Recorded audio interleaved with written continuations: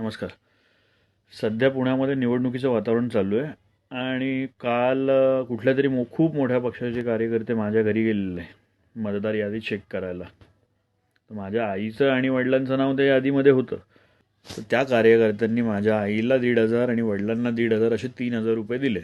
त्याचा जर हिशोब केला तर तो होतो साधारण, म्हणजे 4 उमेदवार आहेत, 4 उमेदवारांमध्ये मिळून त्यांनी 1,500 रुपये दिलेले आहेत.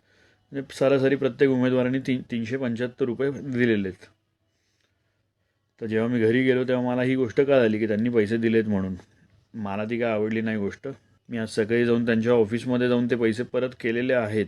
पैसे परत करायचाही विषय नव्हता खरं, पण त्यांनी जे पैसे दिलेले ते माझ्या मुलासमोर दिलेले.